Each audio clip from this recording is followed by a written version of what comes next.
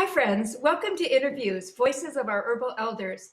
This is my opportunity to talk to some of my dearest friends, people who have not only influenced my herbal work, but also have had a major influence on the revitalization of American herbalism.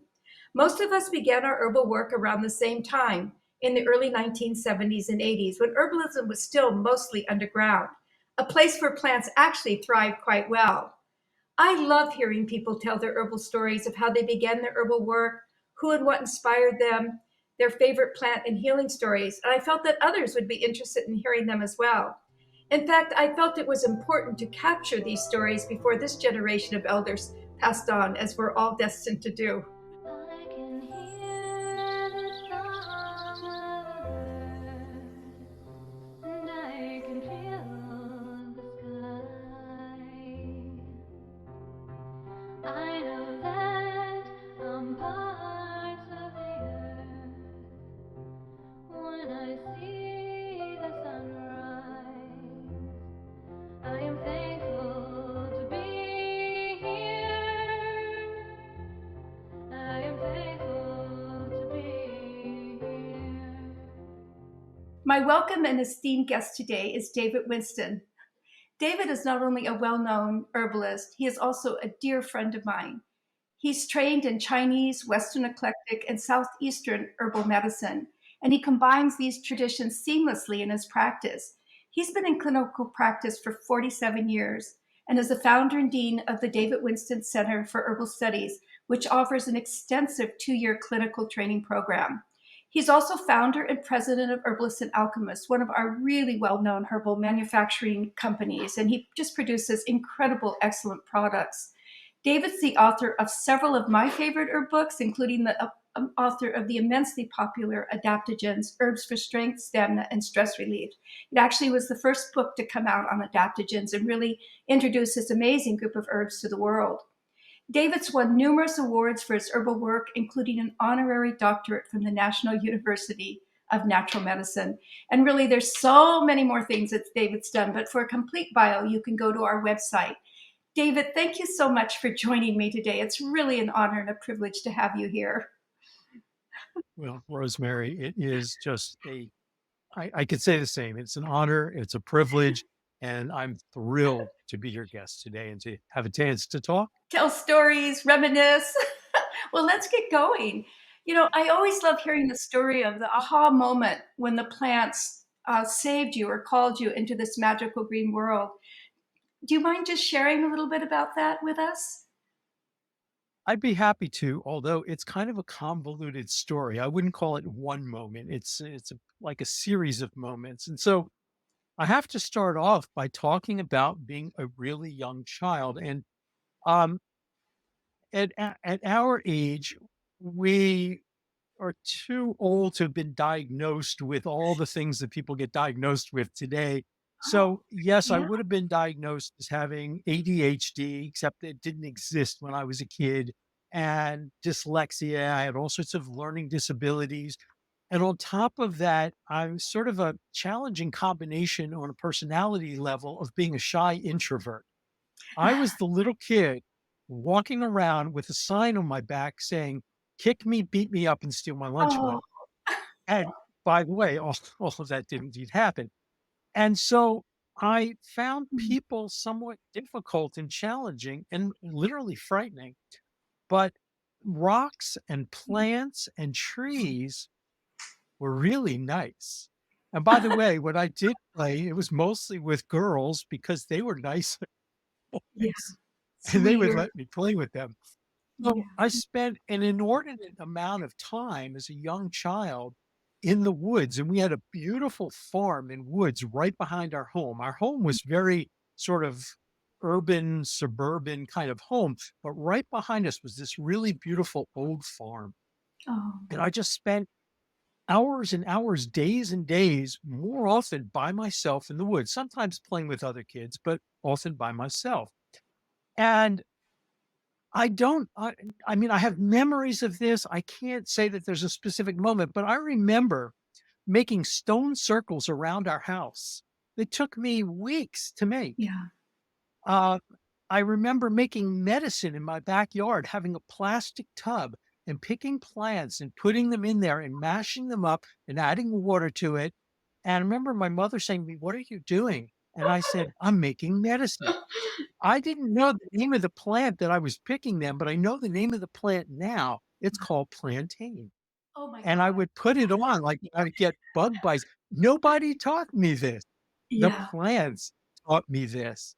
Yeah. And so fast forward, I continued to spend all throughout my childhood a lot of time in the woods. We moved to different places, but there were always woods nearby, which were my refuge. I Yeah. just loved being in the woods.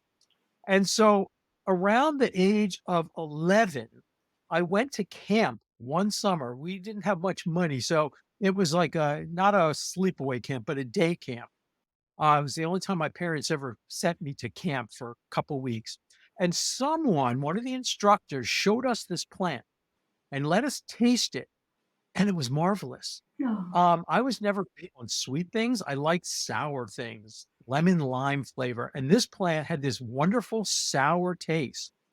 And I'm sure he told us what it was called, but I didn't remember. And yeah. I spent the next 2 years trying to figure out what this plant was. It turns out it was wood sorrel. I knew it. I knew it. That was that was like my first beyond like edible berries. I knew like blackberries and raspberries and things like that that grew in the woods. But beyond that, that was really my first edible plant. And Yeah. from that, I got a book, and it was called Stalking the Wild Oh Asparagus my by Yule Given. And after reading that book, I God. got his other book, Stalking the Healthful Herbs. Yeah. And literally, I fell in love with this idea that I could walk out into the fields, into the woods, anywhere, and find plants that were medicinal, that were edible, that had economic uses. And I fell head over heels in love, not only with plants, but the idea that they were there and they could help us and we could learn from them. Yeah. And that for me is the start. And you said, many of us started in the 60s and the 70s and 80s. For me, it was the late 60s. And it was never looked back. And it's funny because when I first started doing this, people would say to me, "Well, what do you do?" And I'd say, "Well, I'm an herbalist." Yeah. And people would like, I told them I was an alien from another planet, and they'd say, "Well, you mean like spices?" And I probably should have said yes, but I said no. And one person said to me one time, they said, "You mean like potpourri?" And I said, "No, plants." And they were just shaking their head, going, "Poor misguided youth. Why would you waste your time studying something that people did 100 years ago? Nobody does that anymore."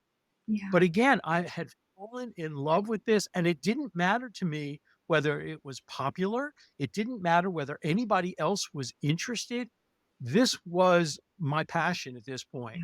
And I feel so blessed because I have spent literally my entire teenage years through now doing what I love to do. I feel so blessed that I found my vocation and avocation so early in life, and the world eventually kind of caught up because people like you and so many of our other wonderful elders, started spreading the word to the point where now herbal medicine is much better known than it certainly was in the late 1960s. I always tell people when I first started studying herbs, all my friends were interested in one herb and I Oh, was interested in all the other ones. And the funny thing is that one herb is probably even more popular today I know. than Isn't that amazing? it was Oh my God. Talking It about was full back circle, then. right? Yeah, absolutely. Yeah. That's just so heartwarming, David. I think it's a story that's very familiar to so many of our hearts too. Like so many of us felt somewhat alienated as children, all in different ways. I know in yours there was a lot of physical things that were confronting you and you had what were big challenges. And yet, you found the plants, or probably more likely the plants found you. It's such a beautiful story. Yeah.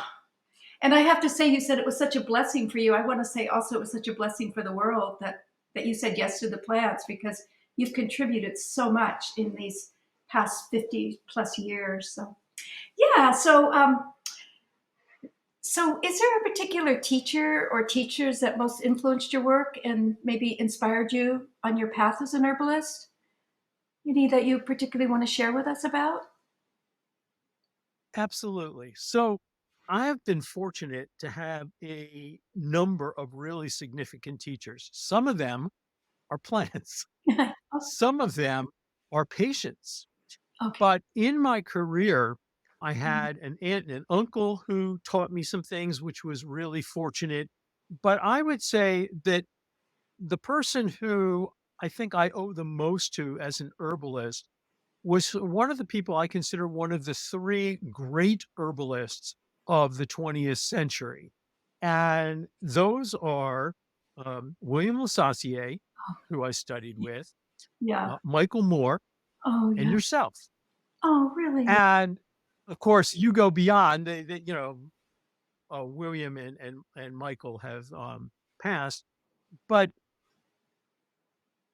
what William introduced me to the idea of, because, before him, the first person I took classes from was Dr. John Christopher. Oh, yeah. And I honor Dr. Christopher because Dr. Christopher kept herbal medicine alive at its absolute nadir, at its lowest point. He Yeah. was there teaching classes. And I took a few classes with him, and it was very much, this herb for this kind of condition. Yeah. And then in 1976, I stumbled into William Lasassier's work and fortunately later became friends with William. And William is probably the least known. He didn't publish widely, but William, or Willie, as people also called him, was sort of the first off, I believe he was one of the few people I've ever met in my life who was an out and out genius. I mean, he was astonishing. And I still to this day have no idea where he learned what he knew. I don't know what, yeah, did it come out of the ether? It certainly didn't come out of Yeah. books. And William introduced me to the concept of energetics. And one of the things I always say to my students, I say, how many of you want to be a good herbalist? And everybody raises their hand. And I go, wrong answer. If you're going to be an herbalist, but the reality is, if you're going to be an herbalist, a nurse, a carpenter, a car mechanic, a farmer, don't be content to be just good or good enough. Do your best to be great. Now, none of us achieve that in the sense that who's to measure, but you try to do your best every day Yeah. and to constantly learn and grow and do better. And every day is an opportunity to learn something new. And so, anyway, if you want to be great, in my opinion, if you want to be a great herbalist, there are a few skills that are really vital. One is understanding herbal energetics, two, differential diagnosis, three, the concept of synergy, because that allows you, Hippocrates is believed to have said more than 2,000 years ago, it's more important to know the person that has the disease than the Yeah. disease the person So has. true. Well, either he said it or one of his students said it, whoever said it, they were correct. And so the idea is, in my opinion, great herbalists treat people, not diseases. Yeah. And so if you just treat, for instance, something like depression as a single entity, your results are never going to be very good. But if you treat the person who is depressed, understanding the underlying energetics and pathophysiology of why they are depressed, your ability to help them increases exponentially. Yeah. So William introduced the concept of herbal energetics. The only Chinese herbs I knew before I met him were probably Asian ginseng and what everybody called dong quai, dang gui. Um, but he introduced me to herbs like processed rehmannia and white peony and astragalus and Wow. goji berry and just all of these things that I had never even heard of. He also created, well, first off, he was a brilliant diagnostician and he had all sorts of fascinating ways of doing diagnosis, some of which I still use today, some of which, like, he was also into palmistry and numerology and that stuff I don't work with. Not that it doesn't have validity, it's just not something that I personally work with. But he also created this system for creating individualized formulas for people called the triune or triangle system. That takes a little bit of time to learn, but I still teach it to my students in my 2-year program, and they learn it over a period of about the last 5 months of class, and when they first start, they're literally pulling their hair out of their head going, "Oh my god, I'll never figure this out," Some students have called it herbal Sudoku, uh, or 3D chess. But once you understand the concept, from thinking I'll never figure this out to 3 or 4 months later, 90+% of my students are doing very good to excellent work. And by the time they're done, this 2-year program, most everybody's doing Yeah, excellent that's amazing. work. And it allows you to design a formula for a person that is literally like a tailored suit of clothing. You're looking at the whole person, their energetics, all the different issues going on in their body. And you're being able to put it together, not just by throwing a bunch of stuff together, but by doing it in a rational manner that is also looking at the energetics, meaning there are herbs that are strengthening and nourishing, herbs that are tonifying, herbs that are eliminators, and putting it together in this really coherent way. And so, luckily, when William introduced me to this system, what he did is he created this initial list. You've probably seen his initial list, very, very sparse of, what each system and what herbs do within that system. So whether it's a builder, neutral, or eliminator. Well, I took that and kind of ran with it. And before William passed away, I showed him what I had done with it. And Really? he was absolutely thrilled. He was because not too many people continue to do it. Certainly, there are other people in our community, other people as well, Kathy Cavill and other people who are familiar with the system, Yeah. um, but not that many people who really work with it because what he gave us was sort of the seeds of it. And I only found this out from Kathy recently that she learned it from him in 1975. He actually created it that year. I learned it in 1976 the following year, and I had no idea that it literally was probably less than a year old or about a year old when I learned it. Um, but it is a brilliant system. So for me, William is one of those people whose shoulders I stand on. But again, I've had so many incredible teachers, and whether it is sitting in on classes from our dear friend Michael Moore, whether it is going to classes of some of the newer, younger herbalists and sitting there going, this person's like, 32 years old. And I'm sitting there going, oh my God, they are Yeah. brilliant.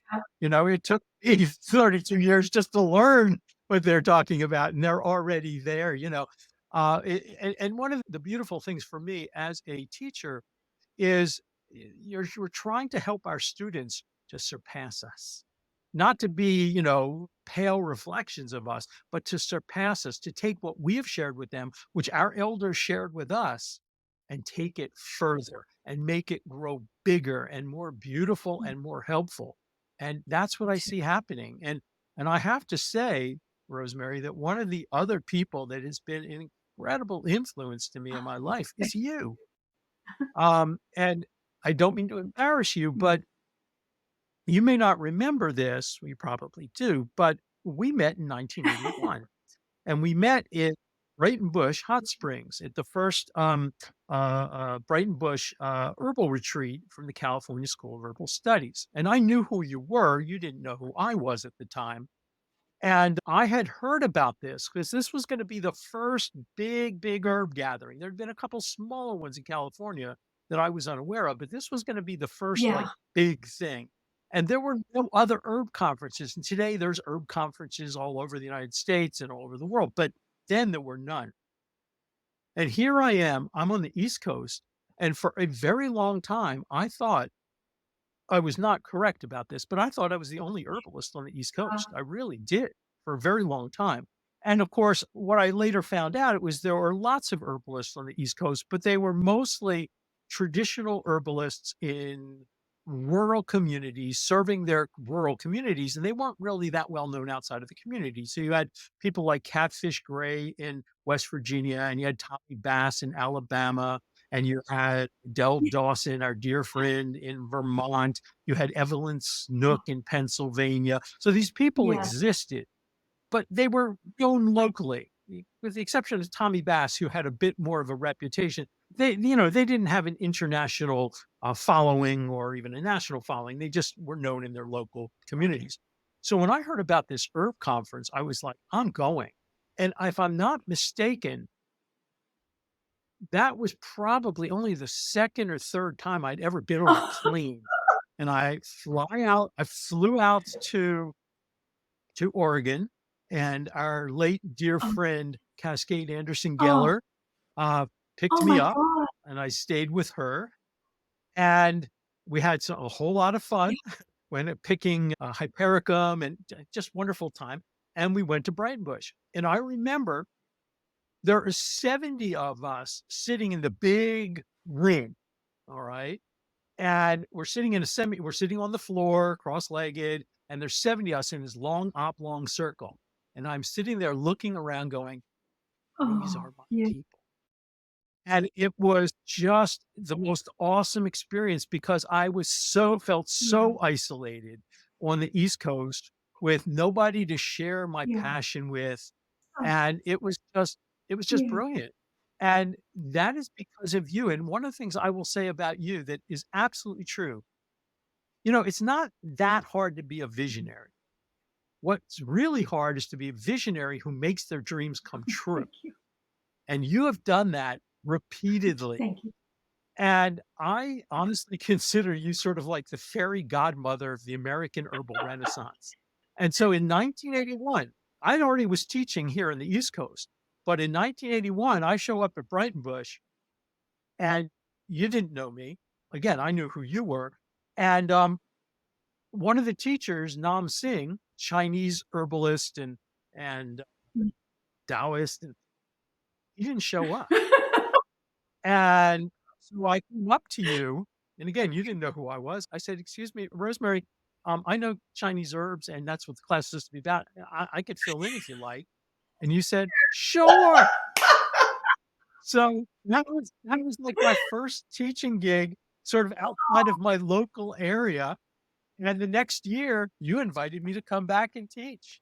And so I thank you and I honor you. It's like when you sent me the email when I do this, I was like, yes, yes, yes, because you gave me that Oh, opportunity, yeah. and you did, and everything you do with Mhm. such heart, with such grace, with such beauty, and I just love that, and I love you. So Thank you, thank David. you It's so so fun much. to hear those stories. You took me right back to that early Brighton Bush, and I actually clearly remember you coming up. The part that I don't remember is you're asking to teach a class on Chinese medicine. But what I do remember is that enthusiasm and that passion that I saw radiating off of you. So there was no way I wasn't going to say yes, right? Yeah, I recognize it. Here's another plant loving herbalist, right? And definitely bring him into the fold. So thank you for saying yes to that. But listen, do you have? I know you must have many of them, but can you just, like off the top of your head, think of maybe a favorite herbal story that you'd like to share with the listeners, just about the plants, or it's kind of a broad question, but I No, no, no. I absolutely do. It's actually two connected stories. So my uncle, who lived in North Carolina, and I got to spend some summers with him when I was in my late teens, and I had an aunt that lived there as well. And they were traditional herbalists, um, in their own way. It wasn't their primary thing, but anyway, my uncle had always told me that if I didn't know what herb to use for somebody, I should walk through the woods and the fields thinking about the person that needed that herb, and plants would tell me that they could help by shaking. And I was more of an herbalist than my uncle was, and I always thought, well, that's interesting, but I never did it. I never used it. I always thought I knew what was, right herb for somebody, even when I was totally wrong. At least, I thought I had some clue. And sometimes I didn't. Sometimes I clearly did not.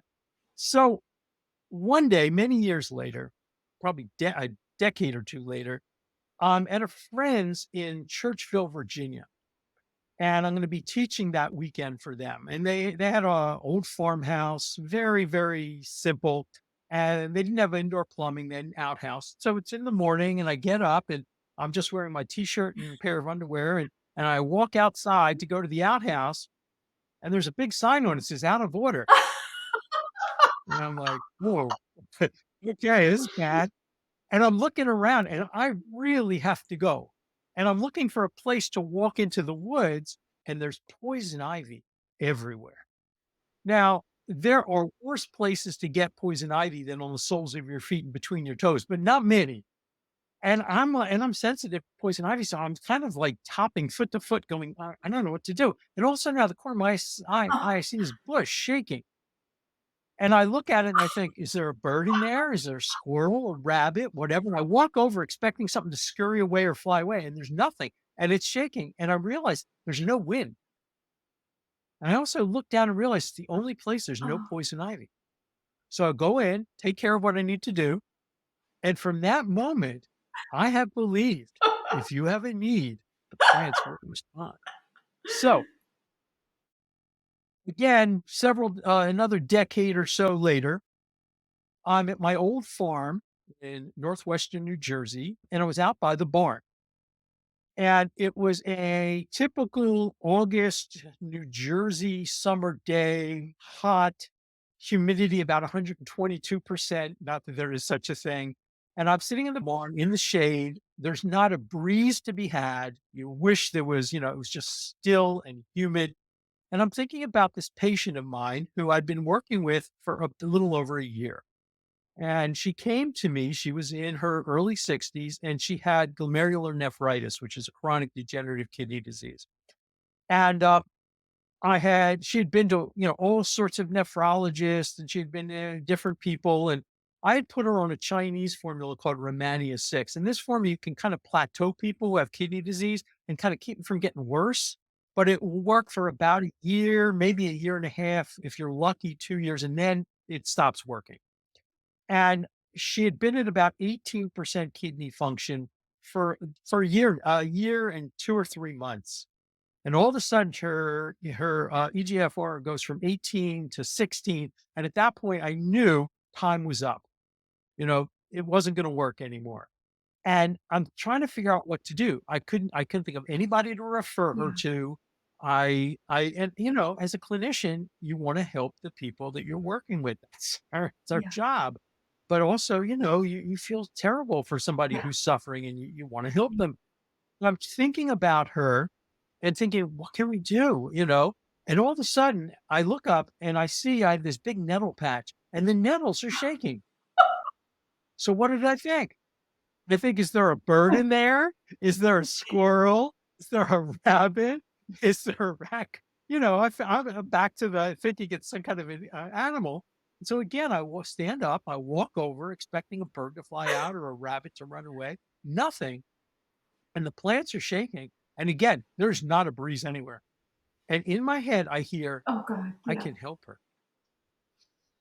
And I'm like, and I'm looking at the nettle plant, looking at the leaves, and August is not to get Yeah, time to gather nettle leaves. The leaves are looking, yeah, they're starting to yellow. They don't look good at all. And I think to myself, nettle leaf is great medicine. I love nettle leaves, but it's not going to help glomerular nephritis. And then I hear oh again my the gosh. seeds pods kind of not it, they don't really rustle. They don't make much of a noise, but they kind of, and I hear not my leaves, Oh, my seeds. At this point, my jaws probably hit the ground, and I'm like, "No," I'm like, Okay." And I'd never heard of using nettle seed for that time, anything, yeah. never. I had read someplace that in Europe it was used like when there was famine, people would use it as an emergency food. So I knew it was potentially edible. It Yeah, wasn't gonna be right. harmful.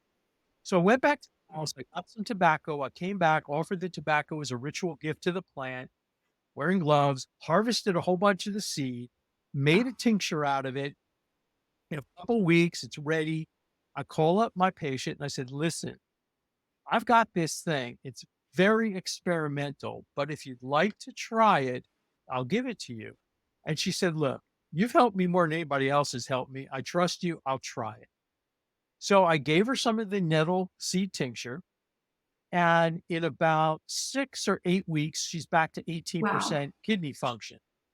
The next test, which is about 3 months later, she's up to Wow. 20% kidney Yeah. function. It's amazing. A year and a half, 2 years later, she is at 28% kidney function.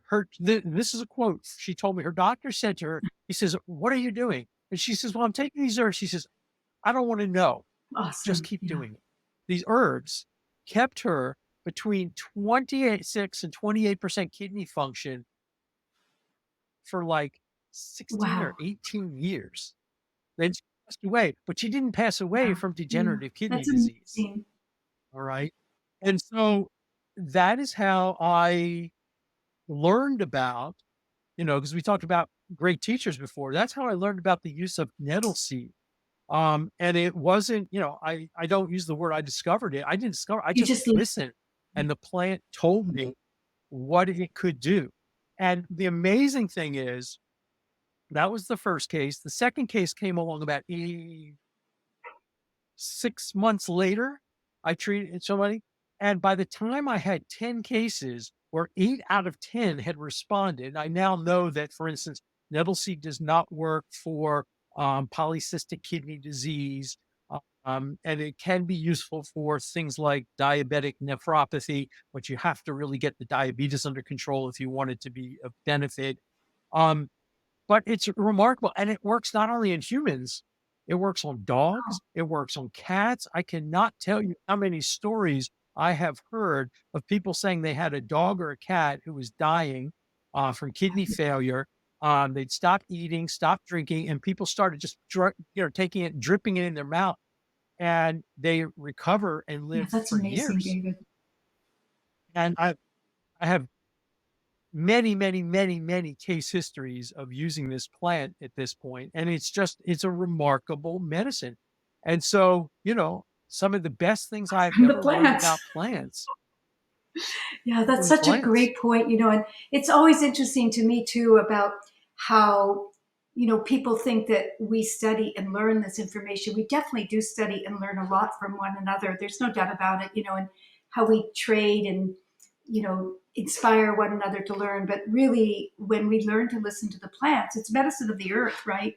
And the plants can teach us, and they have been for centuries. That's one of the things I always like to point out is that we have these various traditions, yes, but really the tradition that we most study at is the tradition of the earth. It's the earth's medicine meant for all humankind to use. And herbalists just, we're really good at dispersing that information, but it's coming from the earth. It belongs to all of us, right? It's not really for one group or nationality of people. It's all, kind of I think a huge translation of how we listen to the earth and how it speaks to us. But that's a beautiful story, David, on so many levels. Thank you for sharing. It brings me up. What you've just shared is definitely a powerful example of how the plants heal. But I was just wondering, do you have another story, like one of those miracle healing stories that you've seen the plants do? I always feel it's like witnessing for the plants. I love hearing those stories. So, if you have a favorite plant, kind of just one of those healing stories, another one to share with you, share with us. I'd love to hear it. I'm sure our listeners would as well.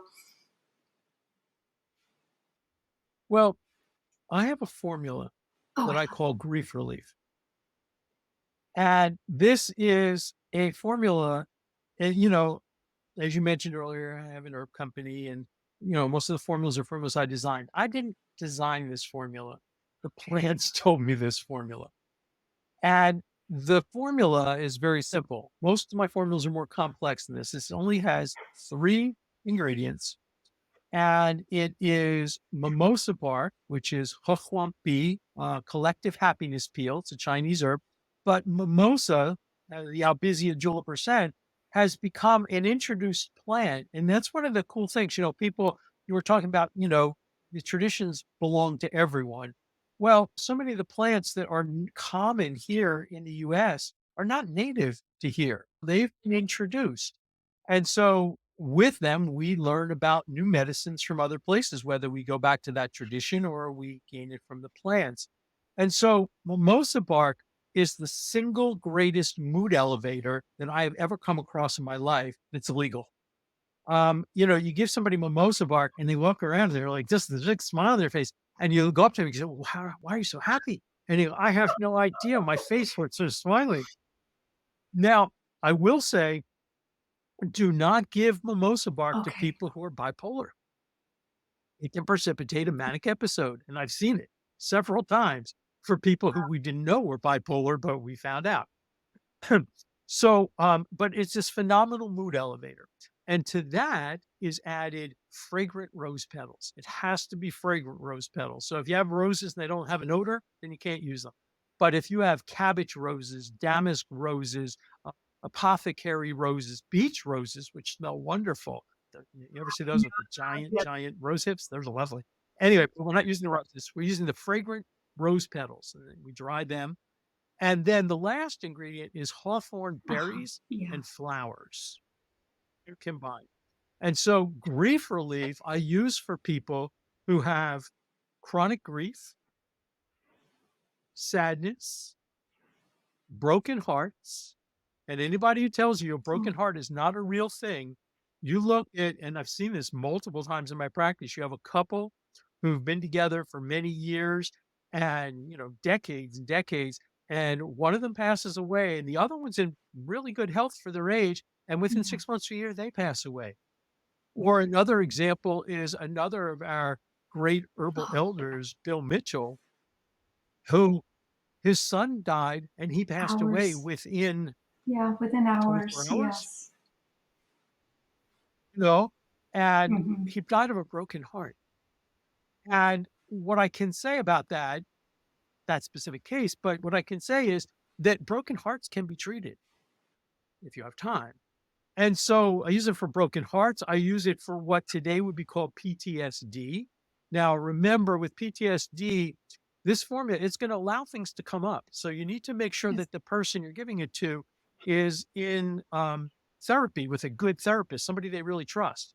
But it will allow things to come up. It helps to prevent reinstatement of fear memories. It's just an amazing thing.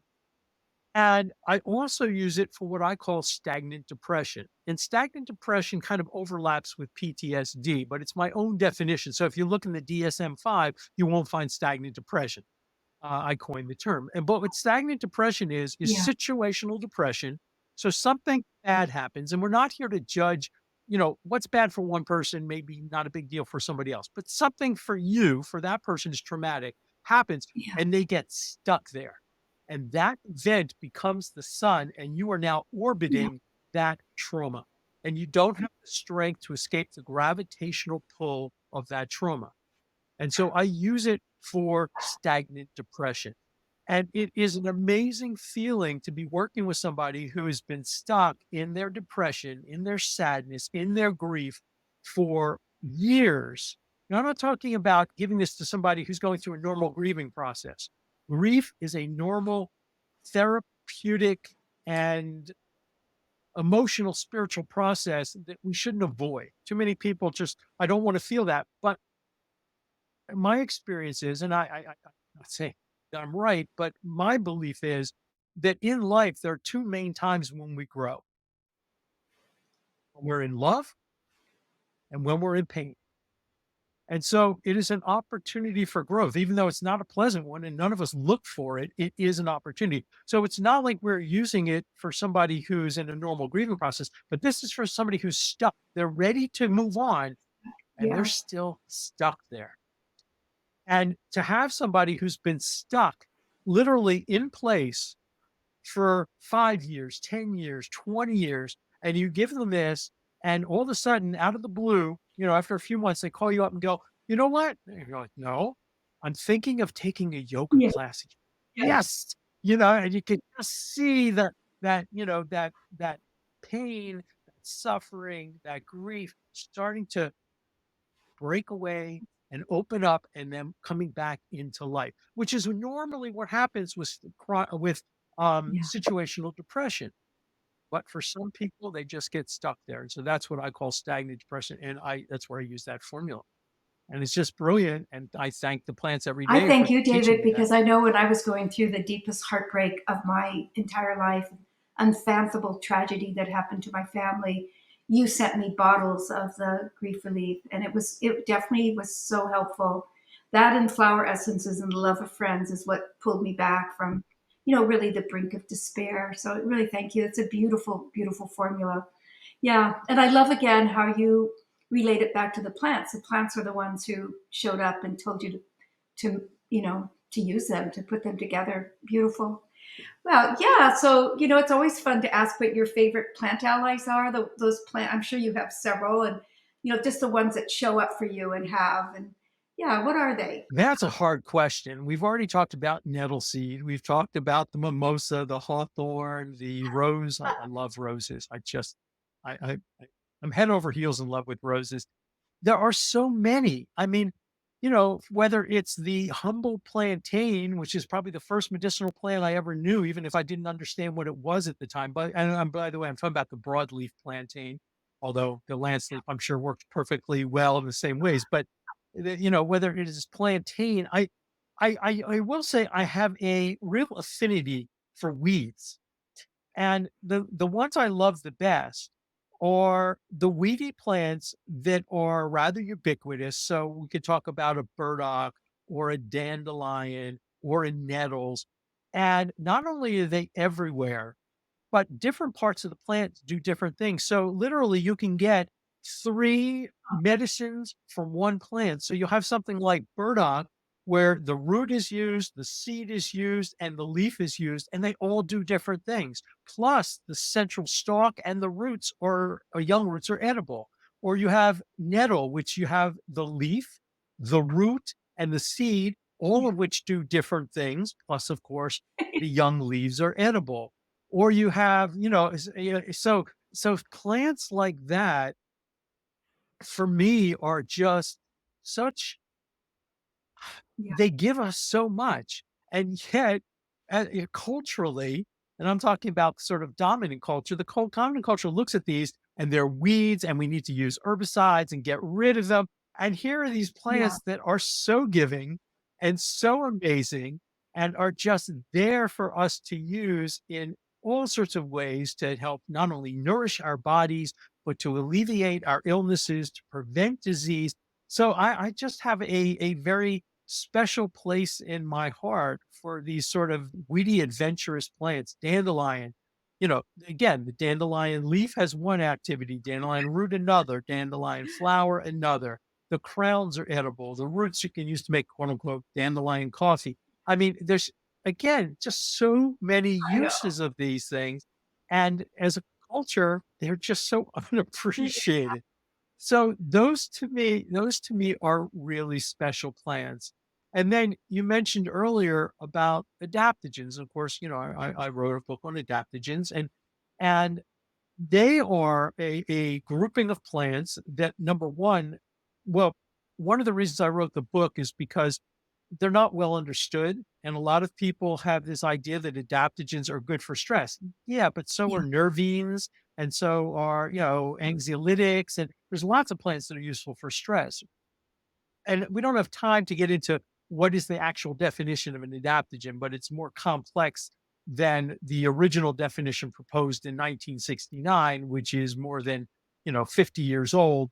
That original definition was very simplistic, and numerous plants fit that mold. But the current definition, again, is we have a better understanding of what they do and how they work. But the fact that there are plants that can help us to deal with stressors and create what's called a non-specific state of resistance to stress, meaning it doesn't matter whether it's environmental stress, temperature stress, noise stress, psychological stress. It helps us to respond more appropriately, more effectively to those things and helps reduce a lot of the adverse effects of stress. And so, most of our adaptogens either come from India or China. And that is not because the only plants that are adaptogens grow in India and China. It's because those two cultures have ancient medical traditions, Ayurveda and traditional Chinese medicine, that have been using plants in a very, not in, just in a sort of um, heroic kind of "Leadum, purgam, and pucum" kind of tradition, but have looked at plants as gentle, harmonizing remedies for thousands of years. So they explored their materia medica looking for yes, plants like this. In the West, we don't have those ancient traditions as much. I mean, there are native traditions, but they're not as widely known. So here we have these ancient traditions. So that's why one of the reasons why a lot of those plants come from there. But that doesn't mean there aren't North American adaptogenic plants or potentially South American adaptogenic. They're probably adaptogenic plants in every environment. There are not probably a whole lot of them, though. At least not that fit the current definition. But the idea that there are plants that can help us this way. So, for instance, um, I will mention just a couple of them very briefly. And the reason I mention these is Oh, because they're easy to grow, meaning no matter where you are, you can grow these plants. So, like for instance, one of our native adaptogenic plants is American ginseng, but American ginseng is yes, not so easy to grow. It can be grown, for without a doubt. It's a very long growing plant. It can be grown, but it's not so easy. But there are plants, and they're not native to North America, but they certainly can be grown. You have one plant which is ubiquitous in India, yeah, which is holy basil. And holy if you can grow you garden basil, you can absolutely, grow holy basil. Now, be aware that garden basil doesn't do what holy basil does. There's also a plant being sold as temperate tulsi or, a lot of people think it's holy really? basil. It's not. It's African basil. It doesn't have the same activity. But the holy basil from India, which is a sacred plant, is an amazing plant. It is a carminative, so it's good for digestive upset. It lowers blood sugar levels. It has anxiolytic and antidepressant activity. It is an adaptogen. It helps to reduce the negative effects of Yep. stress. I mean, and again, if you can grow basil, you can grow holy basil. So it's plants like that that literally you can live in an apartment and you could grow it in a pot on your balcony. You don't need, acreage. You don't need a big garden. You could grow it as a house plant. Another one, this one I wouldn't grow as a house plant, is a Chinese herb called jiaogulan, the herb of immortality. And it's native to the border right between southern China and Vietnam. And it's well known in that area, but it was not Huh, well known outside of that area. And this herb is in the cucumber family, Cucurbitaceae, and it is very easy to grow. I have some growing here, and in fact, if you're in a place like North Carolina, it really? stays green all year round. Here, it dies back in the winter and comes Huh, back in the spring, and it grows pretty profusely. It could actually probably become weedy. And there are two varieties. There's one that's predominantly sweet with a bitter aftertaste, and there's one that's predominantly bitter with a sweet aftertaste. I suspect the latter is probably more medicinal, but this became introduced into the West because Japanese companies were looking for non-caloric oh, sweeteners, which it contains. That's where that sweet principle is. And this herb, again, is a bio adaptogen that's great as a tea herb, and it is easy really? to Oh, grow. One last two other ones I'll just mention really briefly. oh, Ashwagandha, you yeah, can grow potatoes you can grow tomatoes or peppers, you can absolutely. grow ashwagandha.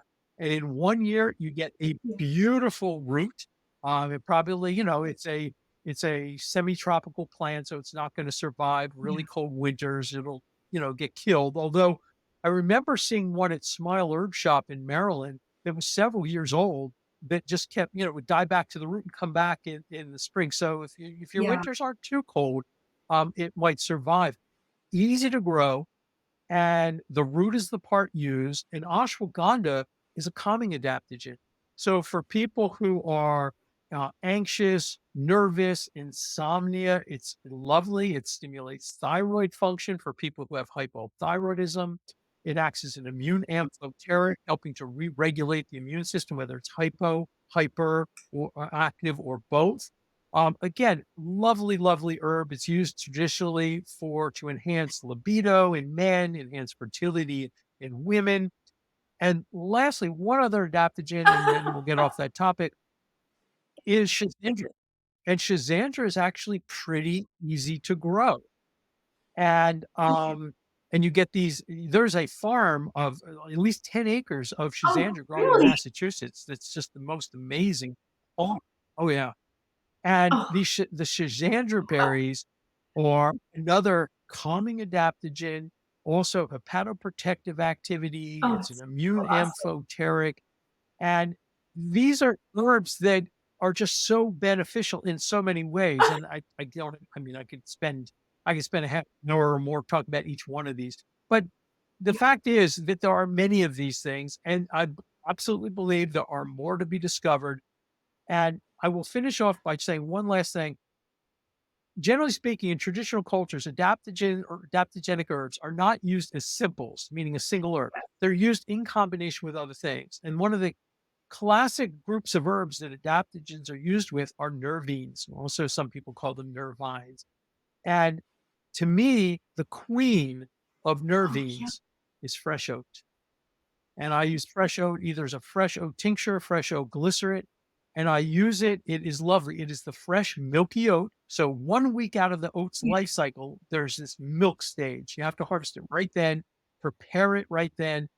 And it is basically, I use it for people who are burning the candle at the top, the bottom, the middle, the back, inside and out, left and right. These people are so fried, they are crispy. They have lost their emotional foundation. They're having number 10 reactions to number one problems. And over time, it's a slow acting remedy, but over time, especially with some of your calming adaptogens like a Shazandra or ashwagandha, if it's right for that person, it can help to restore that emotional foundation. I I do too. love fresh oat.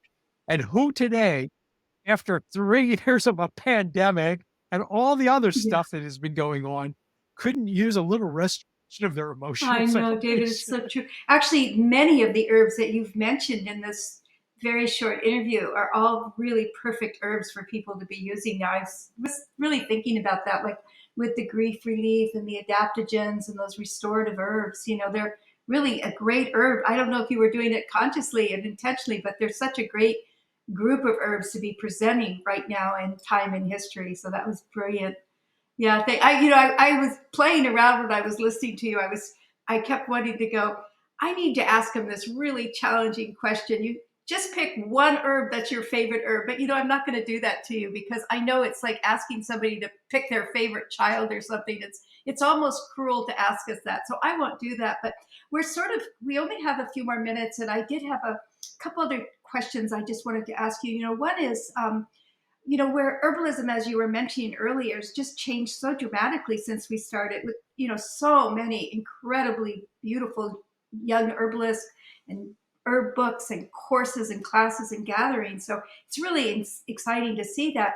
But what do you see personally as maybe some of the challenges? They're very different that was facing us when we were starting, like things like even just finding classes, finding books, finding gatherings, finding information, finding good quality herbs, all of that was the stuff that we had to focus on to bring forth. But today, herbalists have a whole new set of challenges. And I'm just wondering what your perspective might be, like what you see as some of the challenges as herbalism moves forward. Well, obviously, I'm looking at it sort of from a kind of a long range perspective, and somebody who's a young herbalist today may have Of course. very different ideas than I do. So I don't want to speak for anyone, but I can, again, in my opinion, while I'd say there's a couple of things that are worth looking at. Number one, over the intervening, for me, it's now been, I think, 54 years since I started studying herbal medicine. Time flies when you're having fun.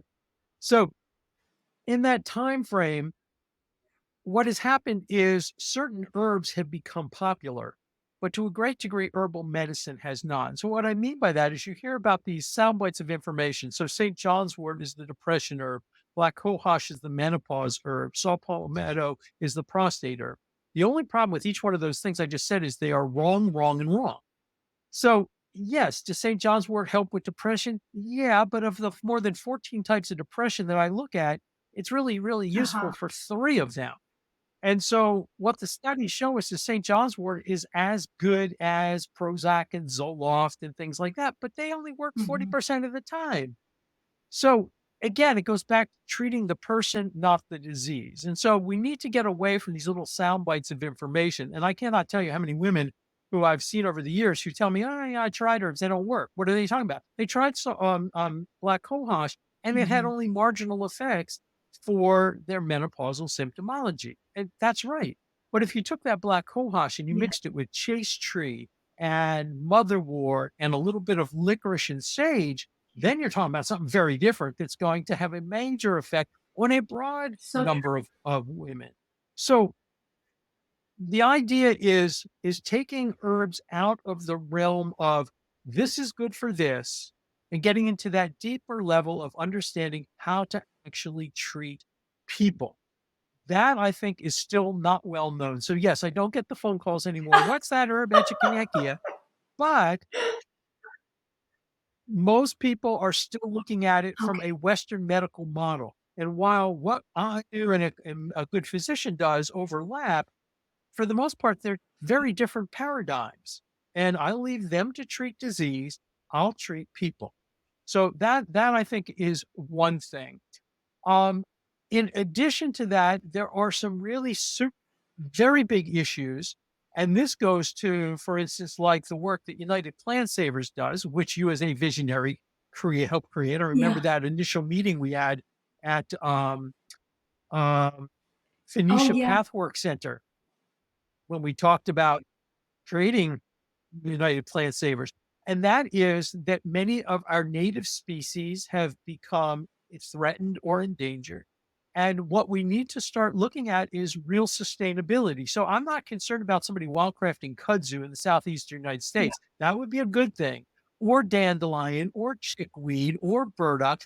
But I am concerned about people wildcrafting things like trillium bethroot, which cannot withstand harvesting, or Monotropa uniflora, I know. Indian pipe, ghost pipe, that again cannot be cultivated. So I think that we need to look at creating sustainable, organically cultivated herbs so that we can continue to grow this and continue to expand this so more and more people can access this. We don't want this to be something that's just available to a small number of people. We want this available to everyone, but then we can't be depending for the most part on our native herbs. We have to start looking at cultivation.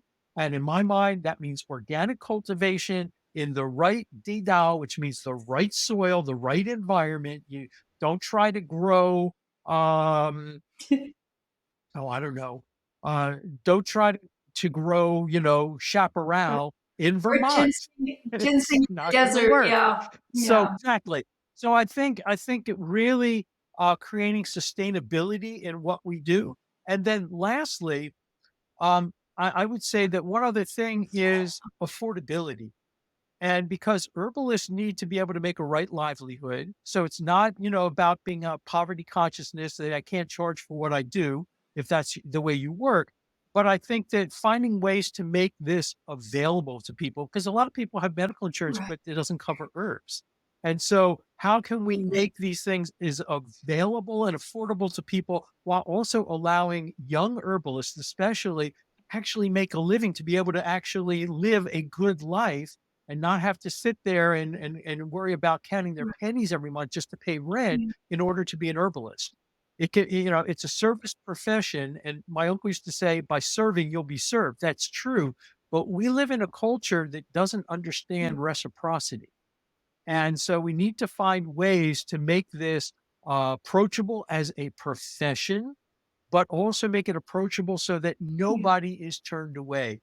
And one of my favorite things to do with my patients, some people call them clients, but for patients, is to teach them about what's growing in their backyard, what is available to them, what they can grow in their garden so that they can make some of their own medicines. Wow, David, those are just such incredible. Just that was just heart moving to me to hear that. Like there are also things I'm concerned about as well, and you just summed them up and put them in such a beautiful context. Yeah, we're sort of coming to the end of our time, and I just wanted to say, you have done so much and have so much influence in the herbal world in this country, and I could list a whole long list of things that you've accomplished, but I'm just curious to hear of all the things that you've done. Is there any one particular thing that you're most proud of? Is that you just, can look back and say, I did done this and feel so good about it, either on a big scale or a personal scale. It doesn't really matter.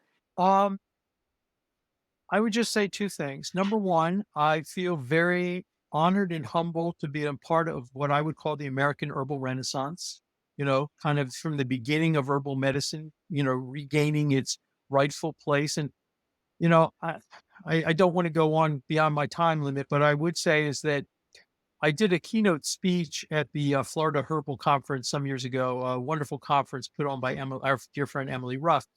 And I called my Oh, talk, "I Have a Dream."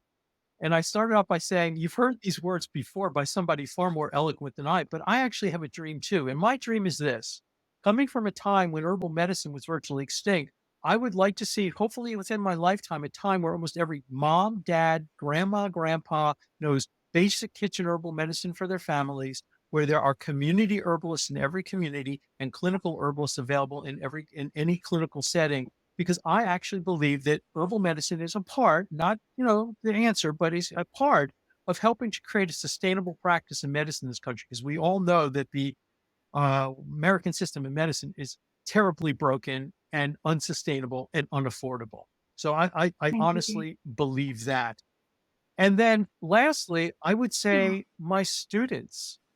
I am so humbled and appreciative of my students who have taken what I have shared and taken it and created their own schools, written books, helped tens of thousands of people to live better, healthier, happier lives. And most of these people I may never meet, I don't know, but just to know that that has passed on and people have taken it and grown it and will continue to do so man. into I the feel like I future. just want to stand up and give you a standing ovation, David. Really, you're just so inspiring. Even in this just short hour talk with you, I've learned so much. Like really, actually, I've learned a lot. Like with the nettle seeds, for instance, I've sort of like I know about them, I've read about them, and Ryan Drum uses those a lot for stimulants, and I never really found them worked as this very stimulating agent. So I usually say, well, people use the nettle seeds, but I haven't really found them effective. But really, honestly, after hearing your story, I have a whole different reverence for them, and I do know people who have some kidney issues. I'm going to try them on them. So, yeah, just so many things. But I just want to say, in wrapping up, is that one of the things I've always found so inspiring about you is how brilliant you are, like just how you're able to read and discern and, digest information and then let that information flow out so eloquently. But also, what I love about you is that you are so earth orientated. I'll just never forget in my life all those times that you would just say prayers at those gatherings, just how you just would voice to the spirit, to bless the gatherings and bless the people, and how you'd have us doing ceremonies and just those kind of earth things. Like you said, you've learned to really listen to the plants. So you bridge that world of the intellect and the earth, and you do it in a really beautiful way, and then bring that forth as a gift for all of us. So I really want to thank you for that and just tell you how much I love you, and I'm so glad to be your friend. And look forward to the long journey ahead. As I said, to the journey to the heart of the Green Nations. We're all on there, a little slower than we used to be, but still laughing and loving life. And thank you so much for joining. And I want to thank all of our listeners too for joining in with us. And if you want to get in touch with David, we'll have his website and information on our website, but you can also go to his herbalstudies.net and connect with David directly. So thank you, sweetie, so much. I love talking to you, and have a wonderful day. Thank you, Rosemary. It's been a pleasure. I love you too. I am thankful